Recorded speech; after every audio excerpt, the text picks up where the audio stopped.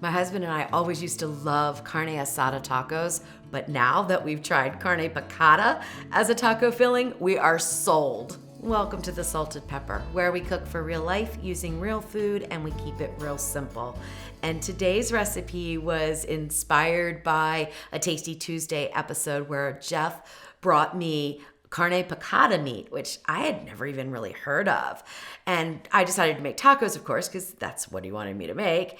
And they turned out so amazing that I just had to turn this into a recipe for you guys. You're gonna love it. You can double it, triple it. It will feed a crowd. This is perfect if you wanna have like a taco party. All right, so let's talk about the meat itself, because you may not be able to find it labeled in your grocery store carne picada. Although where I live, that's how it's labeled. However, I've also noticed that it's a little bit different from store to store. So what carne picada is minced beef, but not ground beef, okay? So there's a difference. Minced in the UK means ground, and the carne picada is actually chopped, okay? So when they say minced, they mean chopped. Now, what did I get from Walmart today? Shaved, okay? So this would not really be carne picada, okay? But it's gonna work fine. The cut of meat that it usually comes from is gonna be a chuck roast, a bottom round, something that is on its own kind of tough. So braising works great for this. We're gonna use our pressure cooker because it's only 2 minutes of cook time. First though, I need to take the shaved meat and turn it into a true picada or mince. I'm just gonna chop it up into small pieces. If you can't find this cut, you can get a chuck roast or you can get a bottom round and ask the butcher to either finely chop it or even shave it for you, and then you can chop it like I'm gonna do. All right, so this is 1 pound, but like I said, you can absolutely do this with a double batch or even a triple batch for a crowd. All right, let's get the Ninja Foodie going. I'm gonna use the sear saute at first, so we'll get that heated up while I chop up the beef. High sear saute is what we want. Once it heats up a little bit, I will put in some avocado oil. You can use any oil that you like. I don't necessarily recommend like an olive oil because it's depending on the olive oil that you have, it can impart its own taste. So I would use a more neutral oil in this dish. All right, so let's spread this out a little bit and just take a sharp knife and just go through it and chop it up into smaller pieces. So this looks good. So if you can see, they're just smaller little pieces. And that is what you want for your carne picada, okay?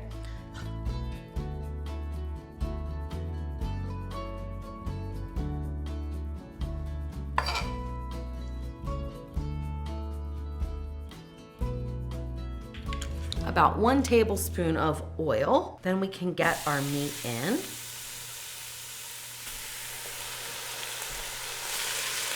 Break up the meat a little bit so that it covers the bottom.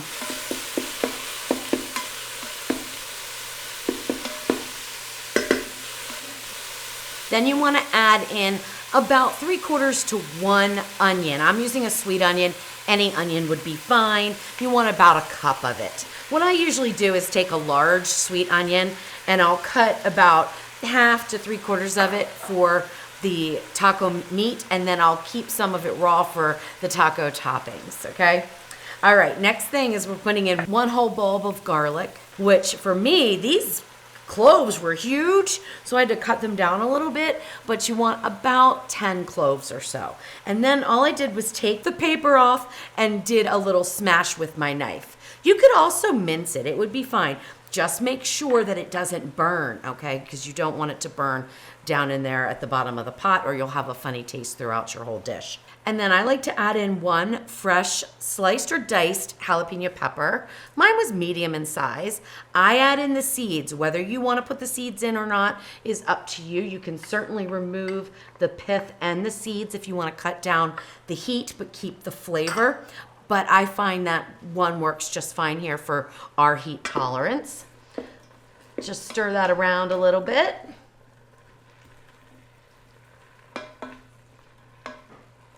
Now for the seasonings. What I'm using is 1 teaspoon of fine grind sea salt, half of a teaspoon of black pepper, half of a teaspoon of Mexican oregano. If you don't have Mexican oregano, you can skip it, it's no problem. Half of a teaspoon of ground cumin and a half of a teaspoon of smoked paprika. I also have in about 1/8 of chipotle powder, which is pretty spicy. So if you're not a spicy food fan, don't add that in, leave that out. But I happen to like it in this dish. Sprinkle those seasonings over and mix it up a little bit.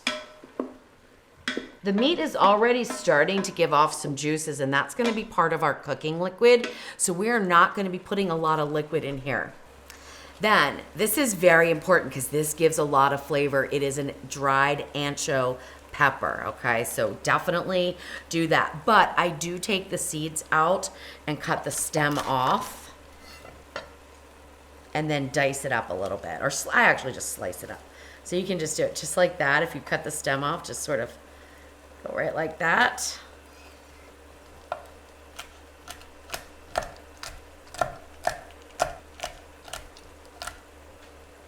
All right, that's good. The reason I'm not putting in the seeds has nothing to do with the heat, because these are not spicy peppers. So even if you're not a spicy food fan, definitely still use this. They are extremely mild. You can eat one. They're actually a little bit sweet and a little bit smoky. The reason I don't put in the seeds is because I don't want to see them in my final dish. That's all. There's a lot of them, you see. Now, if you like spice, throw in 1 red chili pepper that's dried. If you don't, leave it out. I usually put 1 in, but I also remove it before I serve it if I'm serving to a crowd so they don't accidentally bite into that, because it can be very spicy. And then with my cilantro, which I use mostly for garnish, I've already sort of rinsed this off and then put it into a paper towel. I cut off the very stems, but then once I cut off that little bottom of the stem, I take, I don't know, about 1/2 cup or so and just chop them up, and I put them in to cook, mostly using the stem part, not the leaf part, but I got some leaves in there, as you can see. This adds a ton of flavor, and it uses up the stems, which we usually don't put as a garnish, or we don't usually put it into our tacos or into our salsa. We like to use the leaves. So this is a way to use up the stems. Tons of flavor. If you don't like cilantro, obviously omit it. It's perfectly fine. All right, now for our liquid, we are going to use the juice from 1 lime, which is going to be between 2 and 3 tablespoons. Don't worry about being exact. Just get a lime and juice it.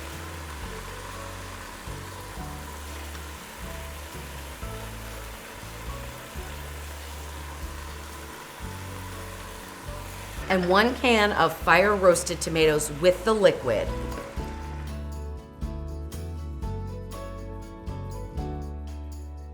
Now, what I like to do, and this is completely optional, not traditional, and it kind of adds like a little fajita taste to the meal, I add in a green pepper and a red pepper right on top. Don't stir it in. You want them to sit on top. You don't want them to become so mushy. I love the flavor this adds in the tacos, but again, totally optional. Make sure your valve is to the seal position before you go under pressure. And it's already set to pressure. I'm gonna go for 2 minutes and hit the start button.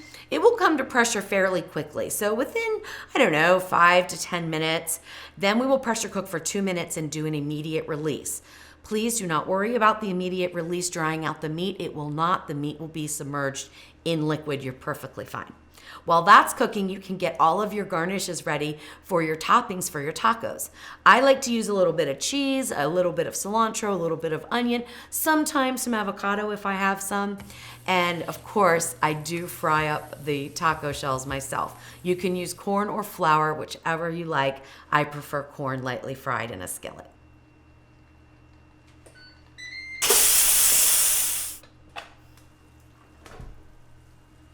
All right, all done. Now I'm gonna put the peppers into a bowl. I usually don't mix them in.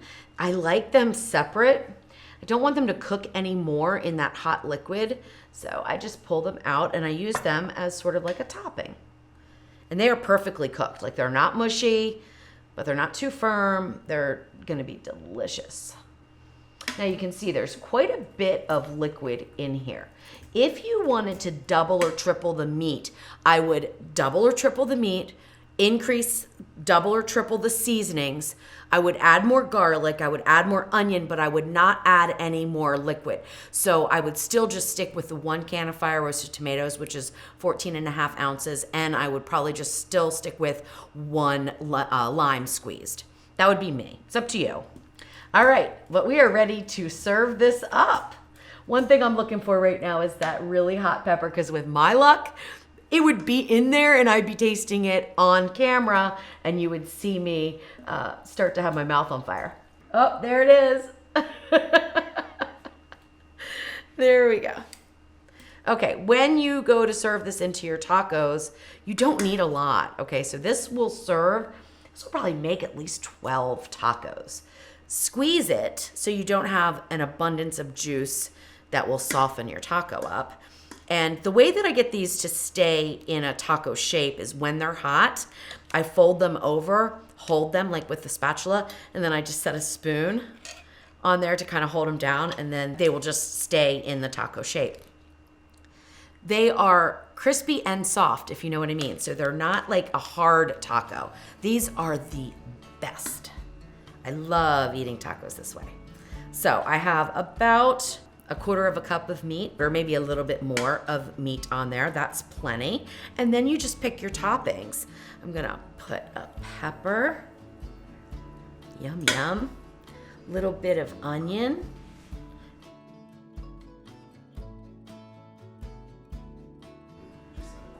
My favorite cheese is cotija in little crumbles. I think it's amazing, but you could use whatever you want. A little bit of cilantro, that's optional. Some people love it, some people don't. I happen to love it. My husband doesn't. All right, I'm gonna go ahead and put a slice of avocado there because I have it. And then for the very top, some mango and corn salsa. This recipe is amazing. Oh my gosh, I absolutely love this. It gives a little bit of sweetness, and look, that's a big taco. Am I gonna be able to eat this taco? Gives a little bit of sweetness to the spicy. It just rounds out everything so nicely. All right, this will be fun for you guys to watch me try to eat this taco. Oh my gosh. Let it get down there. Okay, all right, here goes nothing. Mmm.